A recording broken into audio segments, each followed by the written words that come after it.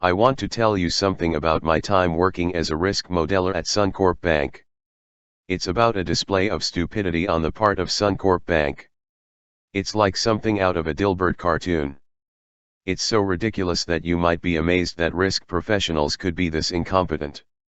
For those of you who have your money or superannuation with Suncorp, you might be rightly concerned that Suncorp is unable to estimate how likely it is they will lose all your money because they have the mathematical competence of children. Let me start by reminding you about the mathematical concept of an asymptote. The graph of the function y equals 1 over x is an example of an asymptote. As the variable x gets smaller and smaller, approaching 0, the value y gets larger and larger, approaching infinity. Now if you're doing something like financial modeling, you wouldn't expect to encounter an asymptote in your model. This is because real quantities like money and risk are finite. A model that can output an unlimitedly large quantity can't possibly correspond to reality. Now, back to Suncorp and its risk models. Now when I worked in Suncorp's risk modeling department, I was very conscious of whether the model methodologies were reasonable, and were producing meaningful estimates of the bank's risk exposure. Unfortunately, Suncorp management did not share this concern at all, to put it mildly. Anyway, in the course of my work, I noticed that one of the bank's risk models contained a mathematical asymptote. Let's say that y here represents the bank's risk exposure. More precisely, let's say that y represents the amount of money that the bank has to hold to protect itself against unexpected monetary losses. Let's say that x is an input to the model. In fact, x is some input to the model that doesn't actually have much relation to the bank's risk, and shouldn't really have much, if any, impact on the number y that comes out of the model. X could be the number of ducks in the pond across the road, for example. However, because of a problem with the mathematical design of the model, as irrelevant parameter x gets smaller, the bank's risk becomes infinite. Now, most of you watching this video are probably not financial risk modeling professionals. Yet even you can see that something is amiss here. Not only can the model predict an infinite amount of risk, it can do so on the basis of a model input that shouldn't have much, if any, impact on the bank's risk.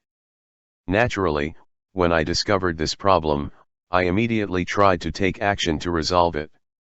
I came up with a quick and easy way to modify the model so it would not have a mathematical asymptote and potentially predict infinite risk. At Suncorp, whenever you want to make a change to a model, the proposed change has to be presented to a small committee of managers who will decide whether to allow you to implement the change you have proposed. The idea is that this provides a second line of defense against a rogue risk modeller making potentially erroneous changes to models and compromising the validity of the bank's risk estimates. However, the management are so stupid and dishonest that the process only serves to prevent highly competent staff from implementing necessary fixes to erroneous models. So, I took my description of the problem and my proposed solution to a meeting where two dopey managerial idiots paid 3 of 4 times as much as me presided over whether I should be allowed to make the change. As you might have guessed by now, they prevented me from fixing the model. "No, I don't think we want to do that," said the first one. But what the second one said is what really takes the cake. Remember that this model flaw could cause the bank's estimation of its risk to be extremely large, even infinite, based on nothing but a mathematical idiosyncrasy. So what did he say? Wait for it. He said, "No, the model's just being conservative." Oh well, that's just fucking fantastic, isn't it? If a mathematical asymptote in a model can predict infinite risk, that's not a bad thing at all. That's actually good because it just means the model's being conservative. It's hard to say whether they are really this fucking daft, or had some kind of agenda. Actually, right after the meeting, another manager who had been sitting in suggested to me that the decision to prevent me from fixing the model was related to some recent regulatory changes. Perhaps the political implications of these regulatory changes, combined with the awkwardness of explaining to upper management why the risk numbers had changed and how they managed to not notice the problem for the last 5 years, was the reason behind their decision. If you can believe it, It actually gets worse. Over the coming weeks and months, the first manager from the meeting began pushing an agenda to make exactly the opposite change to the one I had proposed. Basically, he wanted to modify the model so the mathematical asymptote would affect the risk calculation for all parts of the business, instead of just one. So instead of just one component of the bank's risk being dramatically overestimated, all of them would be.